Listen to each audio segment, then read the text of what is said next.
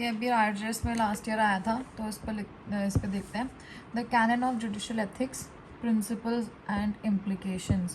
Judicial ethics is a cornerstone of the legal system, ensuring that judges uphold the integrity, impartiality. पूरे legal system का corner stone है judicial ethics. Ethics क्या होता है भैया, तुम्हें क्या करना चाहिए, एक मॉरल एथिक्स क्या होता है इंसान के, इसमें जुडिशियल एथिक्स है. तो इसमें कि इंटेग्रिटी, इम्पार्शलिटी, एक जज का क्या काम है. अगर आप जज हो तो क्या माना जाएगा भैया, तुम्हारे पास इंटेग्रिटी है तो your impartial because you the जज and your independent. Okay, and independence necessary for the fair administration of justice, क्योंकि हमारा जस्टिस का वो क्या है कि दोनों हाथों में इक्वल होना चाहिए, मतलब it's fair administration of justice. The canon of judicial ethics serves as a framework, एक फ्रेमवर्क के रूप में काम करता है जो जुडिशियल एथिक्स का जो कोड है पूरा, कि गाइडिंग जजेस ऑन द प्रोफेशन, भाई कैसे आपको प्रोफेशनली कंडक्ट करना है खुद को, तो वो सब होता है. Helping to maintain public confidence in the judiciary, कि भैया जुडिशरी में जो फेथ है पब्लिक का कि भैया हमें जस्टिस मिलेगा, वो कैसे होगा, तो public confidence in the judiciary बनाए रखना है. ये जो है ना ऐसे, ये अंडरपिनिंग मतलब पूरे मेन जो मेजर चीज़ जिन पे टिका हुआ है ये.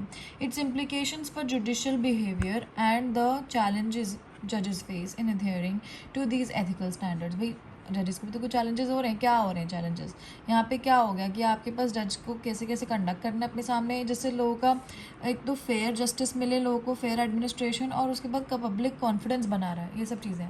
Understanding cannon of judicial ethics होता क्या है ये एक सेट ऑफ गाइडलाइंस और प्रिंसिपल्स हैं जो जजेस को दिया जाता है कि भैया आपको एथिकली कॉन्डक्ट कैसे करना है, प्रोफेशनली कैसे कॉन्डक्ट रखना है, आपको इम्पार्शल रहना है, आपको इंटेग्रिटी मेंटेन करनी है, आपको इंडिपेंडेंट रहना है, कॉम्पिटेंस एंड डिलीजेंस, ये सब चीज़ चाहिए. प्रोप्राइटी, ये क्या होता है, promotes public confidence, avoiding appearance of impropriety of the action, मतलब आपको प्रॉपरली अपने एक्ट करना है.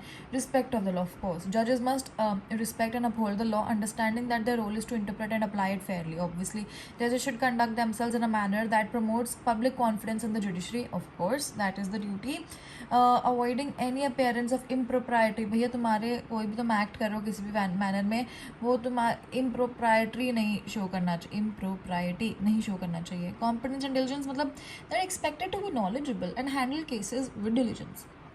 For example, you'll become a judge in the future, in near future. So what is expected out of that? You know the law, that you will handle the cases diligently, ensuring that justice is effectively and efficiently delivered, administered. Independence देखते हैं, जजेस के पास independence होनी चाहिए और कोई भी pressure नहीं होना चाहिए.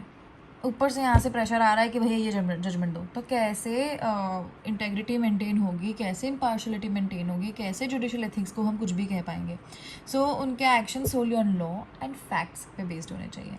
ये नहीं कि अच्छा पीछे से प्रेशर आ रहा है इसलिए पे दे रहे हो. इम्पार्शलिटी फंडामेंटल प्रिंसिपल ही यही है कि आप इम्पार्शल हो, आप कोई भी कन्फ्लिक्ट ऑफ इंटरेस्ट नहीं उसमें नहीं फंस रहे हो, फेयर और अनबाइज्ड एजुडिकेशन दे रहे हो. जजेस must act with integrity, upholding the law and ensuring that the decisions reflect ethical standards. There should be integrity. This integrity fosters public trust in the judiciary. These canons are not merely aspirational but serve as enforceable standards. हम इनको enforce कर सकते हैं that govern the behavior of judicial officers. Most jurisdictions in the United States and other countries have adopted their own versions. उन्होंने खुद के अपने versions बना के इसको judicial conduct के उसमें किया हुआ है. तो हमने ये 6 पढ़े अभी. respect to the law, कि you are expected to be knowledgeable, that comes under competence. Yes. फिर इम्पार्शलिटी, इंडिपेंडेंस, इंटेग्रिटी, सब आई से छाप देने हैं. उसके बाद इम्प्लीकेशंस ऑफ जुडिशरी, अभी लास्ट ईयर आया है, बहुत लीस्ट प्रोबेबिलिटी देखिए फिर से रिपीट हुआ. इम्प्लीके but we should know what the topic is. The implications of adhering to the canon of judicial ethics is beyond the court room, कि भैया आप सिर्फ कोर्ट रूम में नहीं, आपको कैसे करना है, आपको बाहर जा रहे हो आपको तब भी कैसे अपना मेंटेन रखना है, वो है ये. दे कॉन्ट्रीब्यूट मोर जस्ट सोसाइटी से ज़्यादा ये कॉन्ट्रीब्यूट करते हैं, सोसाइटी से ज़्यादा जो वर्ल्ड है वहाँ पे कॉन्ट्रीब्यूट करते हैं. Ethical conduct helps to enhance public trust, of course, promote fairness, encourage accountability, foster professionalism. फिर challenges पढ़ेंगे, मतलब बहुत ही एकदम क्रक्स में ना ये चीज़ कर दी गई है. कितने वर्ड्स का है ये, how do we know, tools, word count 900 words का है, काफ़ी हो गया. मतलब आई थिंक 900 वर्ड्स 400-500 का हमें लिखना है. We can just summarise it in short manner. इसमें सब चीज़ें बतानी है ना. Implications of adhering beyond court room, हाँ, तो ये व्हेन जजेस adhere to ethical standards public confidence in the judiciary increases. Of course public confidence बढ़ेगा कि हाँ चलो सही सही वो आ रही जजमेंट्स, तो हर कोई मतलब बिना किसी गलत थॉट के आराम से आ सकता है। As citizens must believe that justice is being served impartially, promote fairness. Ethical जजेस strive to ensure that all parties in a legal proceeding are treated fairly. ये जो सारी पार्ट, हाँ दोनों को फेयरली आप ट्रीट करके दोनों कमिटमेंट बैलेंस्ड और जस्ट लीगल प्रोसेस से करोगे। Rule adjudicate the canon just holds canon of judicial ethics holds जजेस अकाउंटेबल टू देयर एक्शंस। उनको अकाउंटेबल होल्ड करता है ये। Okay, this accountability ensures that judges can be held responsible for unethical behavior, reinforcing the importance of ethical conduct. ये encourage करता है accountability को। तो इसमें हमने क्या किया, पब्लिक वो आ जाता है, पब्लिक ट्रस्ट मेंटेन होता है। Promote fairness, justice delivery system enhance करना है हमें कि मतलब उसमें लोगों का ट्रस्ट हमें चाहिए, फेथ चाहिए। एक अकाउंटेबिलिटी इंकरेज करते हैं, फेयरनेस है दोनों के बीच में जो भी वो हो रहा है तो उसको फेयरनेस उसमें हो रहा है। Foster professionalism, ethical guidelines promote professionalism with the judiciary. अब आप ऑफिस जाते हो फॉर एग्जांपल, वहाँ पे कुछ गाइडलाइंस हैं जो आपको फॉलो करनी है, तो उसमें एक तो क्या मेंटेन कर रहे हैं लोग कि अकाउंटेबिलिटी, फेयरनेस कि आपको प्रमोशन दे दिया उसको नहीं दिया, पब्लिक ट्रस्ट कि हाँ हाँ हमारा काम हो रहा है, उनको ट्रस्ट होता है कि हमारा काम हो रहा है। Foster professionalism. Challenges to judicial ethics despite the clear guidelines provided by the, हाँ ये सब दे रखे हैं, चैलेंजेस फेस करने पड़ रहे हैं उनको कि मतलब चाहे कुछ भी आपने गाइडेंस दे दी, लिख के दे दिया चिट्ठा पर, लेकिन कुछ चैलेंजेस तो आएंगे ना। एक पॉलिटिकल प्रेशर आ रहा है, पॉलिटिकल प्रेशर आ रहा है। उसके बाद पर्सनल बायस खुद से आ ही जाता है कि फिर पब्लिक ओपिनियन, मीडिया वगैरह स्क्रूटिनी में आ जाते हैं। फिर lack of training, resource constraints, तो ये सब चीज़ हो जाती है। फिर यहाँ पे उनका क्या, और फिर conclusion. Okay, role of judicial conduct committees देखेंगे after having a look at the challenges being faced by the judges in execution of these canon of judicial ethics. In some jurisdictions judges may face political pressure and influence from external entities. मतलब खुद से एक topic लेना है, जैसे for example इसे हमने लिया जुडिशियल एथिक्स की कॉन्डक्ट वाला जो टॉपिक है ये लिया हमने। अब इसमें क्या हो रहा है कि हमें पहले देखना है कि क्या होता है, फिर उसमें इसका मतलब क्या है, what do you mean by cannons of judicial ethics, क्यों ज़रूरी है ये सब, है ना। यही सब तो देखा अभी हमने कि हमें क्यों ज़रूरी है। और उसके बाद हमने अंडरस्टैंडिंग की इसकी क्यों ज़रूरी है।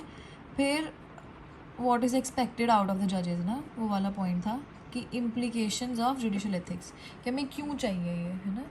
उसके बाद है चैलेंजेस कि ये सब चीज़ें फेस हो रही हैं। पब्लिक ओपिनियन, उनको मतलब जजेस में feel the need to respond to public opinion और media scrutiny which can create conflicts between their ethical obligations and the desires of the community they serve.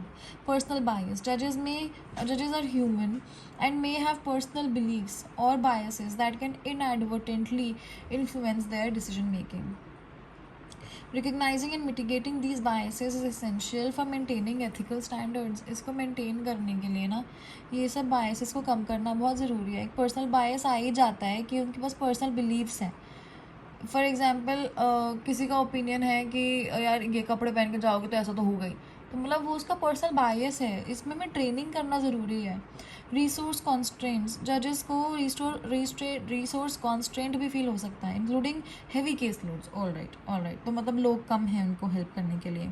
Limited support staff, yes, these pressures can lead to rushed decisions, compromising diligence and thoroughness. तो ये सब चीज़ें ना उनकी compromise हो सकती है। हम उनका चैलेंजेस बता रहे हैं क्या क्या फेस कर सकते हैं। लैक ऑफ ट्रेनिंग, कि कहीं पे एडिक्वेट ट्रेनिंग ही नहीं हो रही एथिकल स्टैंडर्ड्स के बेसिस पर, making it difficult for them to navigate complex ethical dilemma is what, a difficult situation. The role of judicial conduct committees to address these challenges and ensure adherence to the canon of judicial ethics, कि भाई challenges को हटाना है हमें और इनका हमें execution adherence करवाना है।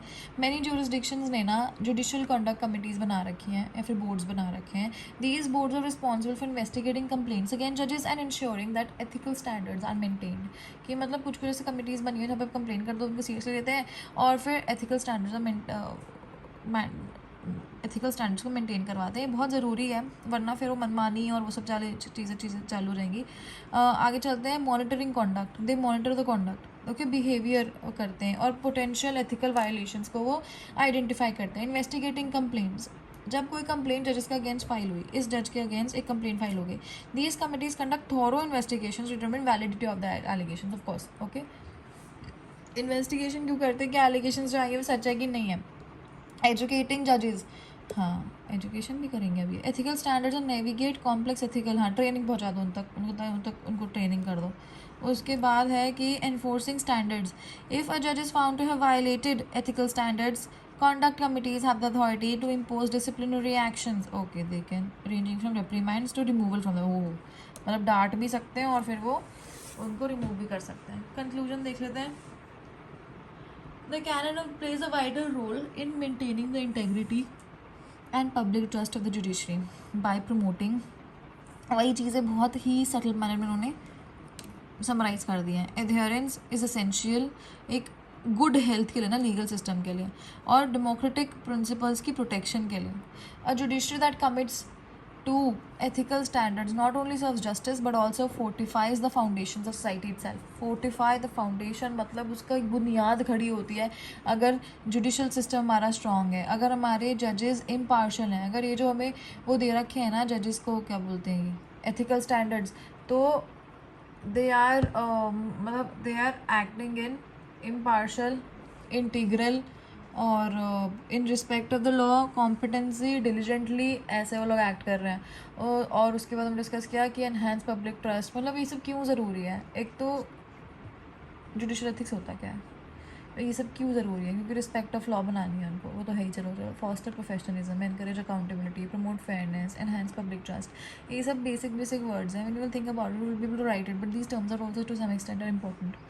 फिर other challenges to judicial ethics इसमें है कि भैया कैसे कैसे प्रेशर रहता है उनके ऊपर, public opinion, personal bias, media trials तो पब्लिक ओपिनियन में आ जाएगा. लैक ऑफ ट्रेनिंग, फिर जुडिशल कॉन्डक्ट कमेटी का बता दिया और उसमें वो लोग कैसे करते हैं, मॉनिटर करते हैं, इन्वेस्टिगेट करते हैं, एजुकेट करते हैं और एनफोर्स स्टैंडर्ड्स. और फिर उसके बाद कंक्लूजन आ गया. तो ये आया था आरजेएस में लास्ट ईयर में.